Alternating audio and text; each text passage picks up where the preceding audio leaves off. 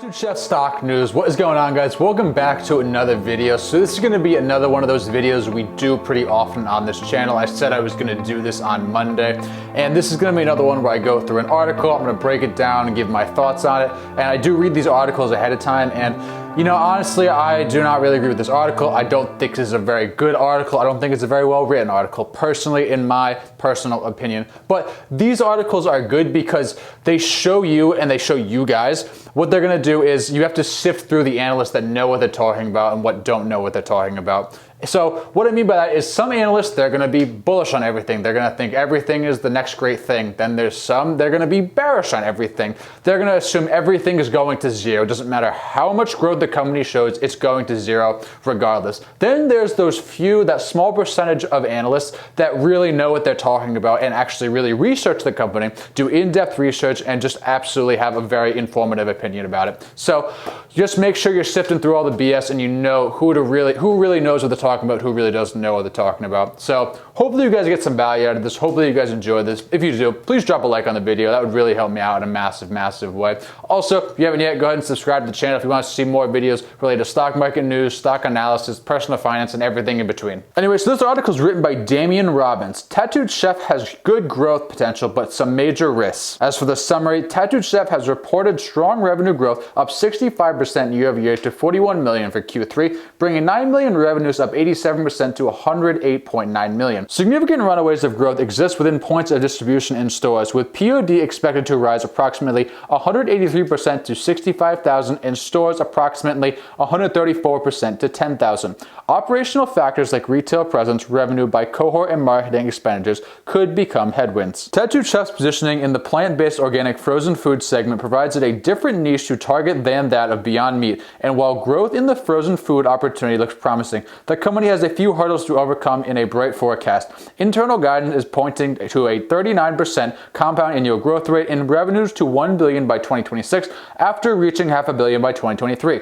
But certain factors like retail presence, revenue by cohort, and marketing expenditures could become headwinds to strong growth. So commenting on the first kind of sentence here that he has written, this is something I've been saying for a while here. Although technically Tattooed Chef and Beyond Meat are competitors, they're putting out different products in this space. So I really think the space is big enough for both of them to compete and both of them do very well. So that really does not concern me Beyond Meat as a competitor, that is, because like I just said, they do have different products and they're attacking different, I guess, subsections of the space, you could say. Overview of operations. Tattooed Chef currently sells 38 different SKUs across multiple areas in the frozen aisle, branching out from its original vegetables and single-serve food bowls to plant-based meats, pizzas, breakfast bowls, and smoothies. SKUs have increased rapidly, up from 9 in 2018 to 21 in 2019, as the company continues to work on developing new food products. In what it takes in an estimated 3 months for 2021, the SKU line is projected to expand to 62 different food items, an additional of 24 this year. The reason that Tattooed Chef can go from idea to market in approximately 3 months and expand SKUs quickly comes down to its vertically integrated structure and manufacturing capacity in Italy and California. This capacity has doubled in 2020 and is expected to double again in 2021. Sales occur through 3 channels: key club customers, expansion in new and existing retail customers, and a direct-to-consumer e-commerce site. Walmart/Sam's Club and Costco are the likely key club customers, while retail is expanding into Target, Kroger, Publix, Albertsons, as well as other regional groceries. Now keep in mind, when a brand like Tattooed Chef first really begins to expand into different retail stores, it takes time. Like, say today they decide, all right, we're going to start putting our product in Target. That's not going to happen overnight, right? If they announce they're putting products in Target, that doesn't mean the Target near you or the Target near me is going to have it immediately. It takes time, especially when you're talking about like the United States. It takes time to get in all those stores because you got to talk to your manufacturers. Obviously, you have to have the products, you have to have the supply ready. It takes time, and it just doesn't happen overnight. And I don't think a lot of people understand that. Tattooed Chef has over 23,000 points of distribution currently, with 4,272 stores. The bulk of that, 2,694 stores, being Walmart and branded points of distribution, have risen 155% since 2019. Overall distribution growth should be rapid this year, as points of distribution are expected to rise approximately 183% to 65,000 in stores, approximately 134,000 to 10,000, as we talked about in the summary. Walmart has proven to be a key outlet through 2020 with 6 new SKUs introduced, total of 11 in its stores, with 720 growth in points of distribution to 17,764 in a maximum of 2,643 stores, about 25% of 2021's targeted total distribution points in stores. All right, here we go. Risked retail revenue by channel expenses. Risks such as prevalence in retail, revenue by cohort, marketing driving expenses higher, and limited cash at the moment threaten a strong revenue and gross profit outlook. At the moment, Tattooed Chef's products are only ideal for the highly selective and competitive club retail selling channel. Unlike Beyond, suitability for food service generating significant triple-digit growth in outlets. Single service and frozen products do attract customers for the convenience factor, especially within the younger target market that Tattooed Chef is aiming for. Although new channels in food service, convenience stores, non-frozen aisles, and internationally are long-term targets, it's unsure of when Tattooed Chef would transition into these channels. The easiest two are likely international and convenience stores, while food service could prove difficult to the amount of product needed to move through the chain. So I really don't agree with what he says here in this second paragraph here for a couple of reasons.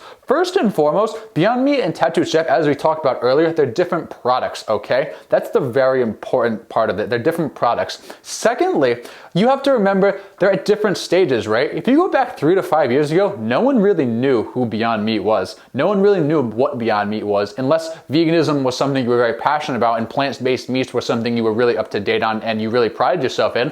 A lot of people, I'm sure, did not know what Beyond Meat was. Now I feel like I can go out on the street and I feel like most people I'm gonna mention it to are at least gonna have some sort of idea what Beyond Meat was. And so they're just at different stages at the end of the day. It's like comparing Tom Brady to a high school quarterback his senior year in high school. It's just, they're at different stages and you can't even compare the two because they're just on completely different levels. As for when Tattooed Chef is gonna start positioning themselves in convenience stores, I'm on the lookout for kind of like snacks and bars. Once those start to be rolled out, once those SKUs start to be rolled out, I think that's where they're going to start looking to become involved in convenience stores. So I'm really on the watch for that. Club retail channels also come with unit price differences, something which has impacted Beyond's margins to a degree, as its products sell for less per unit in bulk at Sam's Club versus at Target, $2.25 versus $3 per burger. Walmart tends to offer prices lower than Target, and clubs, Costco, and Sam's Club even lower. Average retail price of $3.96 in Walmart versus $4.71 in Target for Tattooed Chef products. In order to offer such lower prices, Walmart and the clubs can lever heavy foot traffic to acquire inventory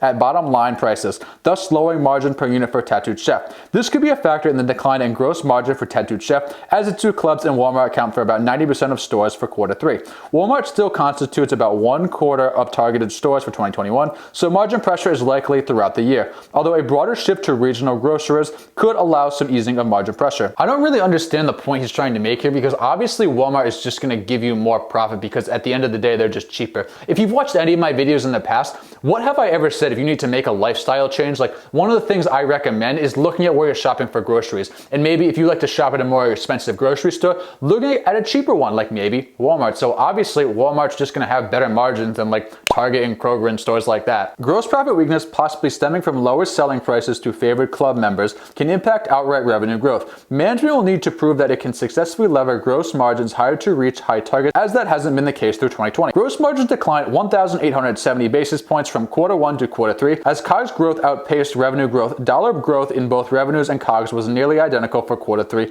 at $6.2 million. Gross margins leverage would then be difficult through 2021 as 1,600 basis points of sequential improvement from Q3 are needed to hit the high 25% target. Improvement at that degree is challenging in early growth phases. If that continues to be the case, gross profit could remain dampened even as revenues expand. I have complete faith in this management team that they're going to be able to execute and completely get these margins down to where they want to be. I have complete confidence in this management team. Like, no concern. No concern. They have so much experience in the food industry.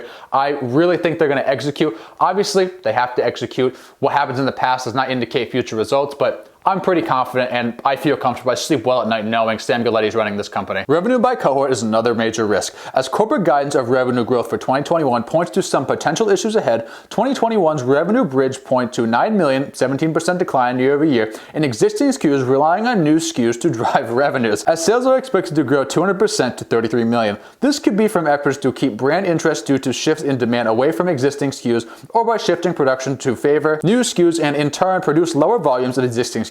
From a long-term perspective, this could be an unsuitable model for growth, having to rely on new product offerings to drive revenues and management. Come on! Guys, look at it this way. So when Apple comes out with the iPhone 12, right? Are they saying, all right, we need to come out with the iPhone 12 and we're really concerned about our sales for iPhone 10, for iPhone 9?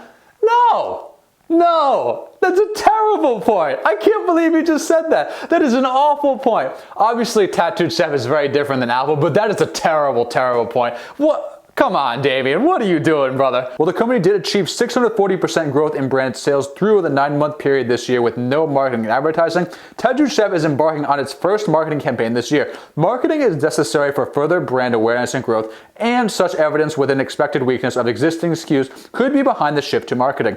Operating expenses remain low, just 6.3% of revenues, excluding merger costs. More involvement in marketing campaigns could cut into profitability and operating margin, and could cut into the small $95 million cash on hand, which could require dilution or debt to financing future growth, acquisitions, or increased efforts in marketing. Okay, this paragraph right here, this is how I know this guy has no idea what he's talking about. This is how I know he has no idea what he's talking about. So he's saying he thinks that Tattooed Chef is beginning to start branding and have some marketing campaigns because of recent SKUs and how they're slowing. That's false, because they were supposed to roll out a marketing campaign in 2020, but the virus pushed it back, okay?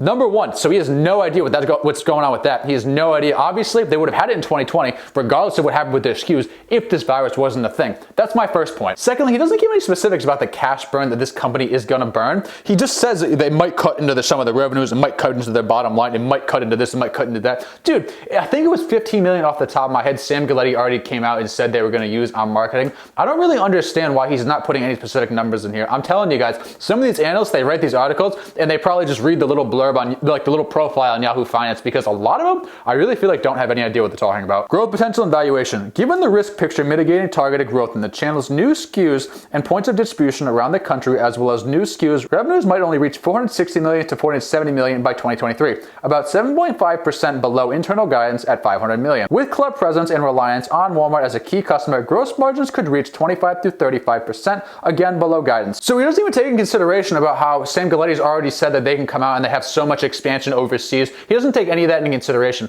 None of it. He's just going off of what they've done already. He's not going off of what Sam Galletti's come out and said about what the potential growth of this company could be. He's literally just going off of what they've done. Obviously, if a really successful, good food company like Tattooed Chef is going to be successful, they're going to have to expand more and more overseas at some point. They're just going to have to. And he doesn't even talk about that here. He talked about it a little bit before, but he's not taking that into consideration here. He's not. At the moment, plus or minus 5% upside to those longer-term targets exist, providing a range of $440 million to $490 million by 2023, as competitiveness in a highly selective industry creates elevated levels of unpredictability. In terms of valuation, Tattooed Chef trades at a similar revenue multiples to Beyond at a similar stage, although the two target different market segments, and Tattooed Chef operates profitability. At the current $1.75 billion valuation, it trades at 275 times trailing net income, 130 times trailing EBITDA, and 12 times trailing revenues. For comparison, Beyond trade at 10 to 13 times trailing revenue. So this is just so conflicting. He's comparing Beyond Meat. He's saying that Beyond traded cheaper, but he's also saying they're different companies, they're different products.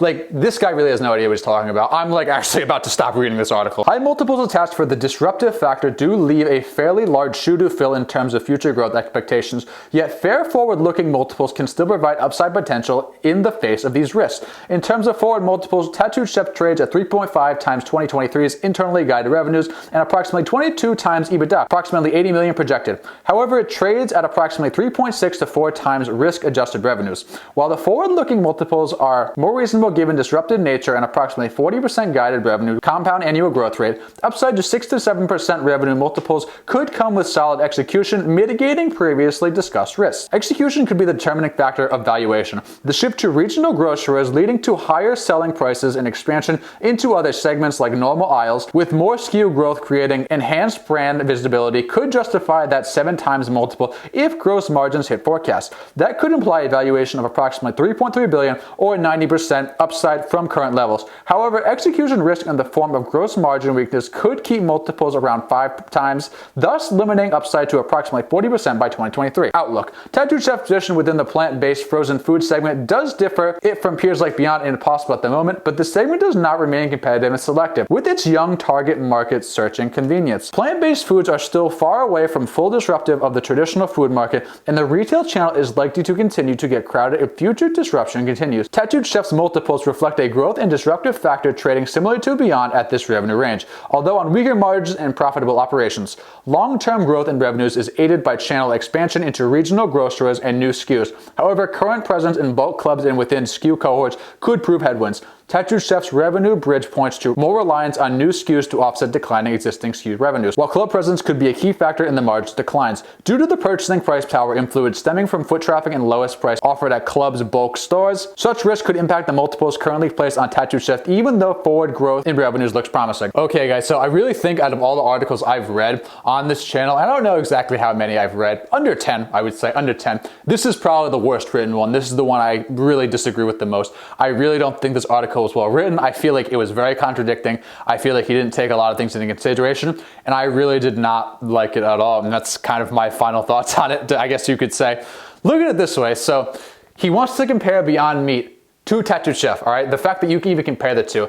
I think it's possible Tattooed Chef could be as big as Beyond Meat because they're in the same space, but they're attacking different sectors of that space per se. So right now, Tattooed Chef, when I looked at it this morning, it was about a $1.5 billion market cap, and Beyond Meat was about a $10 billion market cap. So let's say Tattooed Chef becomes half of what Beyond Meat is, right? Just about half of it.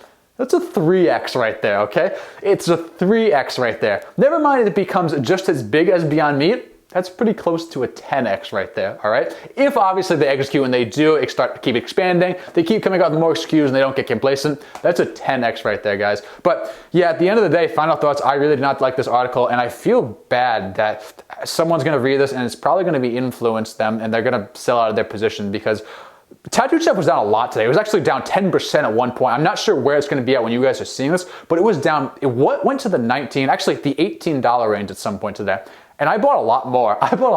And if it keeps going lower, I'm gonna use a disciplined approach and I'm gonna keep buying more, guys. And so that's my final thoughts on it. We'll see what happens. We'll see if I'm right. We'll see if I'm wrong. But hey, at the end of the day, make sure you're doing your own research, your own due diligence, because you're in control of your money. And that's a very powerful thing when you give the confidence to be in control of your money. Anyway, guys, that's gonna be it for this video. Thank you so much for watching. I really appreciate it. If you did get some value out of this, please drop a like on the video. That would really help me out in a massive, massive way. And it would really help the channel grow. Also, if you haven't yet, go ahead and subscribe to the channel. I'd love to have you. I'd love to see you back for more videos. Let me know down in the comments what you think of this article and what you think of Tattooed Chef. If this article is influencing you, if you're buying or selling Tattooed Chef, I'd love to hear from you guys in the comments, and I'll see you guys in the next video.